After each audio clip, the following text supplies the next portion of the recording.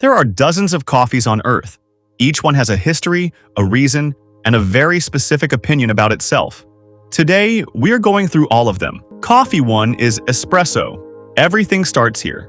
Hot water forced at high pressure through very finely ground coffee beans, producing a small, dense shot with a layer of golden foam on top called crema. The word espresso means pressed out in Italian, which tells you everything about the method and nothing about how to actually order one properly in Naples without getting a look. The quality of an espresso depends on grind size, water temperature, pressure, and the barista's skill, which means that two espressos made from the same beans in the same country can taste completely different. Italians drink espresso standing at the bar in under 2 minutes for about €1. Coffee 2 is a latte. A latte is espresso with a lot of steamed milk and a thin layer of foam. The name is Italian, caffè latte, which literally just means coffee with milk. The ratio is roughly 1 part espresso to 3 or 4 parts milk, making it one of the mildest espresso drinks on this list.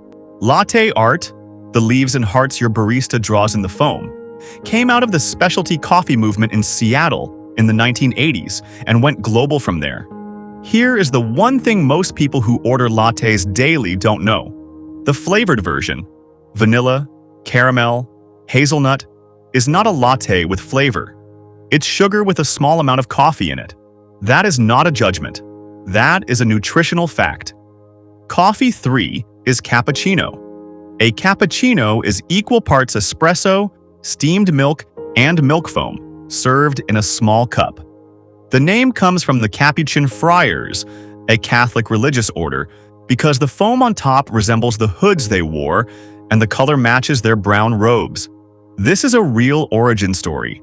A coffee was named after monks. This information lives in your brain now. In Italy, a traditional cappuccino is a morning drink only. The high milk content is believed to interfere with digestion later in the day. If you order one after 11 in the morning in Rome, the barista will serve it to you, but their eyes will say things their mouth will not. This is one of the more reasonable food opinions a culture has ever held. Coffee 4 is Americano. An Americano is espresso diluted with hot water. That's it. The drink was invented by American soldiers stationed in Italy during World War II who found Italian espresso too strong. Instead of developing a tolerance, which would have been the Italian recommendation, they started adding hot water until it resembled the drip coffee they knew from home. The Italians named it after them. Not as a compliment. An Americano is not the same as drip coffee. The espresso base gives it a different character. It is stronger, slightly richer, and has the residual crema from the espresso shot mixed in. Coffee 5 is a flat white. A flat white is espresso with steamed milk, similar to a latte but smaller, stronger, and with almost no foam on top. It originated in either Australia or New Zealand in the 1980s, and both countries claim it with the intensity of a territorial dispute. The key difference from a latte is the milk ratio. Same amount of espresso, significantly less milk. The coffee flavor is stronger, the milk is silky, and the foam is almost absent, which is where the flat comes from. Starbucks added it to their menu in 2015 and introduced it to an enormous audience that had never seen it before, which means a drink that specialty coffee shops in Melbourne had spent decades perfecting was simultaneously globalized and slightly diluted in the same move. Coffee 6 is Gibraltar or Cortado. A Gibraltar, also called a Cortado in most of the world, is 1 part espresso to 1 part steamed milk, just enough milk to cut the acidity without drowning the coffee. Served in a small glass, consumed quickly.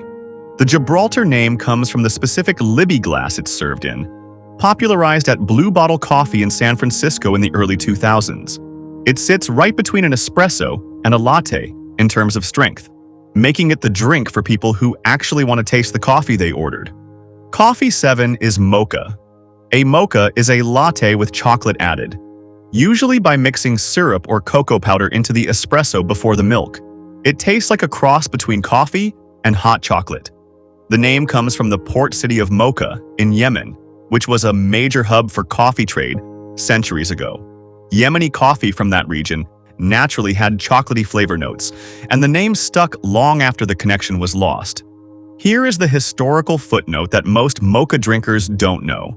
The Dutch later smuggled coffee plants from Yemen to Java, Indonesia, leading to the creation of the world's first commercial blend, which is Mocha Java. A blend that balanced bright acidic Yemeni notes with bold, earthy Indonesian tones. Coffee 8 is a cold brew. Cold brew is coffee brewed slowly in cold water for 12 to 24 hours. No heat involved at any point. The slow extraction avoids the compounds responsible for bitterness and acidity in hot coffee, producing a drink that is naturally smoother and slightly sweeter without adding anything to it. It became commercially popular in the United States around 2015 and went global from there. It also stays fresh in the fridge for up to 2 weeks, which no hot coffee can claim.